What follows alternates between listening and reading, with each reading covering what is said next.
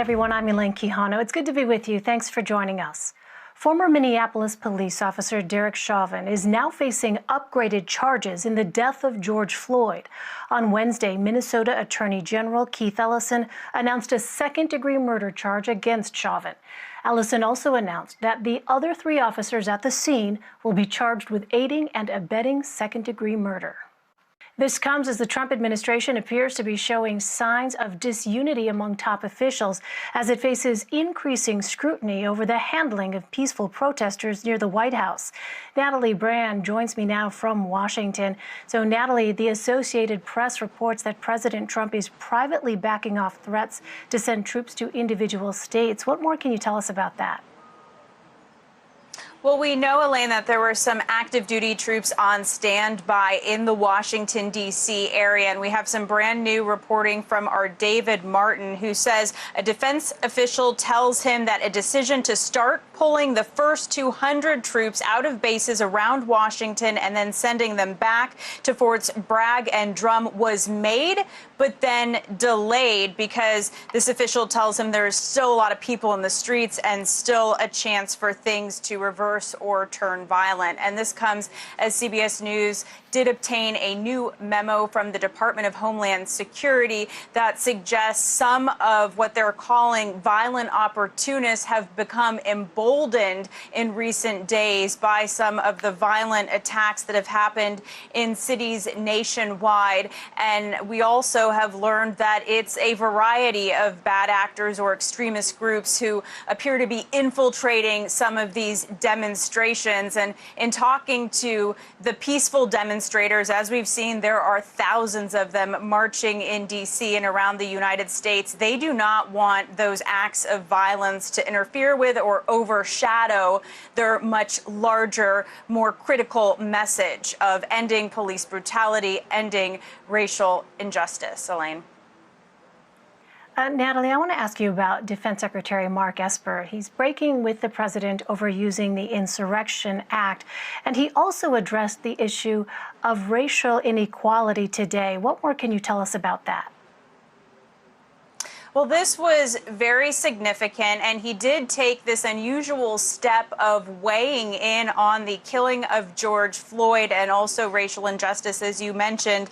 I want to read you part of his quote. He said, "Racism is real in America, and we must all do our very best to recognize it, confront it, and to eradicate it." And he talked about how he's tried to do that in the United States military. So an unusual or rare move to weigh in. We know that this is a discussion happening within institutions, within the halls of Congress, within the streets and homes across America and across the world. Then he went on to talk about defending the decision of using National Guard troops to basically uphold the constitutional right to free speech and peaceful assembly, essentially protecting those peaceful protesters out there. And we've seen them standing guard at monuments around D.C., such as that striking shot of the National Guard members on the Lincoln Memorial. But then he notably splits with the president and says he would not support using the Insurrection Act to use active duty military forces in an effort to quell some of the current unrest or violent protests in cities across the United States. And as we've reported, that's something that's been used usually at the request of state and local authorities, most recently in the 1990s against the rioting in Los Angeles in response to the Rodney King beating and acquittal of those officers in that case. But it is notable because just a couple days ago, the president was threatening use of military forces and telling governors he would send them in, Elaine. Right, and you were there at Lafayette Park when, in fact, we saw that confrontation with those peaceful demonstrators. You were in the middle of it all. Natalie Brand for us. Natalie, thank you very much. Yes. President Trump's insistence on the use of force to deal with protesters he claims are being marshaled by left-wing extremists is in stark contrast to his 3 predecessors. Major Garrett and Eugene Scott join me now. Major is CBS News Chief Washington Correspondent, and Eugene is a political reporter for The Washington Post. Welcome to both of you. Major, let's start with the president's threat to send in the military to get states under control. Is there a sense among administration officials and Republicans that he went too far? Not with the administration officials, and I would say most Republicans on Capitol Hill have been willing to say the president's on to something. He hasn't done anything yet, but raising this issue and getting the attention of governors and mayors with this threat to bring in the U.S. military is probably headed in the right direction. Now, critics would say that is just yet another supine response from Republicans who can find nothing about this president that they find overtly objectionable. They would also say in their defense the president is identifying areas of lawlessness and saying the military could possibly have a role. What the White House skips over is the historical application of the Insurrection Act, always, or at least in our modern history, in concert with governors who have heard from mayors who say our existing resources are exhausted and we need federal military assistance. As Natalie Brand pointed out, that happened after the Rodney King riots in Los Angeles in 1992 and Hurricane Hugo in 1989. So when the White House says, as the press secretary did today, the president has sole and sweeping authority to send the military in, that is in itself an extravagant interpretation of the Insurrection Act and presidential power. And it skips over what has historically been the contextual backdrop of that. Governors and mayors saying, we're exhausted, things are getting out of control, and we need, in specific instances, in specific geographies, and for this specific instance, help from the federal military. What's also interesting to note here in Washington, Elaine, is you can see on social media, Federal Bureau of Prisons special riot teams have been deployed on the city streets here in Washington. These are Bureau of Prisons employees trained to suppress riots inside a federal prison. They're not trained in any way or shape or form to deal with civilians or any kind of crowd dispersal, yet they're here. It is part of a bristling, federalized, quasi-military response to what has in almost all totality been peaceful demonstrations with certain examples of wildcat violence here in the nation's capital. Eugene, let me turn to you. You recently wrote about how President Trump is trying to defend his legacy regarding Black Americans. What narrative is he attempting to push forward? Well, one thing the president is aware of is that large percentages of the American public, more than half, according to Yahoo News and a YouGov poll, believe that Donald Trump is racist. This is a depiction of his character that he has not been able to shake since the earliest days of his 2016 campaign, and that's put him on the defense. Many people think that the president doesn't care about this perception, but he actually does. And so he took to Twitter to tweet out some of the things he believes prove that he's not a racist, and including his support for criminal justice reform and funding for historically black colleges and universities. But what he has done in the White House often it's quite different from the rhetoric that comes out of his mouth or the lack of words affirming Black lives that come out of his mouth. And these are the things many Americans, and including people who are not Black, are making or paying attention to make their determination.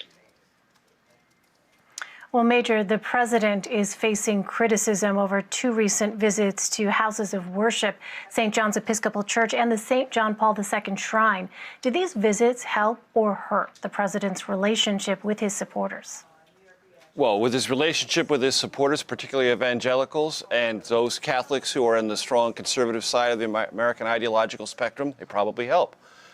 And you could say the trip to the Catholic shrine on International Religious Freedom Day, you could sort of contextualize that and say, all right, that's maybe something that any president might do, but in our current context, it is clearly about increasing the visibility of Christianity within the White House as a political message and as a political multiplier, if you will. The president's support among those who believe that there is a cultural war in this country, or certainly a cultural schism that's gone on for a very long time, Rampant secularism would be one of the ways they might describe it. Find something valorous in the president walking across to St. John's Church and holding up a Bible. And just that powerful symbolic picture to them represents someone, to their mind, who is standing up for Christian principles in this country and is not afraid of being sneered at or being criticized by secularists or the left. And it's that exact divide the president loves to, and in this case, in our current context, wants to animate and draw attention to. So these are the very basic underlying political motives behind maneuvers such as that. Eugene, I also want to ask about a piece you wrote Tuesday titled, "Why Trump's Ally of All Peaceful Protesters" line rings so hollow. Take us through that. In President Trump's first response beyond Twitter to the death of George Floyd in a formal speech, he sought to defend accusations that he was criticizing peaceful protesters. And he called himself an ally of all peaceful protesters. But anyone who remembers Donald Trump of the 2016 campaign, or even before, knows that the president was a vocal critic, should I say, of Black Lives Matter activists, even going so far as to suggest that if one of his rallies was interrupted by them, that he would perhaps get into a fight with them himself. We also know that he called for the firing and even suggested that NFL players who protest peacefully racism and police violence during the national anthem should be kicked out of the country, and used profane language to describe them as well. Some of his words for Women's March individuals and other Americans protesting his policies and his worldview and his administration show that he is not an ally of peaceful protesters, and in fact has sometimes been an ally of violent protesters, such as protesters in Charlottesville, who he called very fine people, and some protesters during the Open Up movement, who we know got in the faces of police officers and yelled during the coronavirus pandemic, and even got in a bit of a tussle with some. Well, Major, every former living president has now issued a statement on the death of George Floyd and acknowledged inherent problems in the justice system. How significant is that? I think it's very significant. It's because we have reached this moment of not just recognizing an injustice in a particular case, but piecing it together as advocates for criminal justice reform and those who have talked about institutional racism have asked our country to do for decades. Much of the country is now hearing that message in an entirely different way and saying, you know, it's not just about this incident or that incident, this name, that location, this particular officer, this particular municipality. Perhaps it's part of a larger structure. And that is a very new conversation in our country, embryonic to be sure. But when you have every former living president in their own words and in their own ways saying, yes, this is an institutional problem. This is a legacy that our entire country has, and our indifference to it is part of their presidencies, but they don't want it to be a part any longer of their post-presidencies. It is, in its own way, a message of accountability and a message about what they failed to accomplish while they were president, or maybe, in their own words and for lack of actions, failed to recognize in the totality we're beginning to recognize and talk about as a country. Well, Eugene, President Obama has not offered much criticism of the Trump administration until just recently. What has changed here? I think a sense of urgency. I think the former president realizes that there is a very good chance that President Trump will win re-election. And in addition to completely dismantling the Obama legacy, or at least the workings of the administration, the former president risks just seeing the country go in a direction that is quite different from what he believes actually makes America great. And so he really wants to mobilize voters, and not just the left, but voters in the center, or even voters on the right who perhaps are very disappointed with the leadership coming out of the White House to back this current president. We are seeing approaches to issues that concern Americans, be it an economic downturn, a pandemic, or police violence, get a response from the White House that's quite different from anything that we've seen in the past.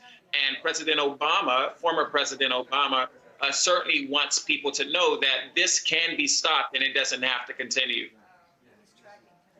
All right, Major Garrett and Eugene Scott, thanks to you both.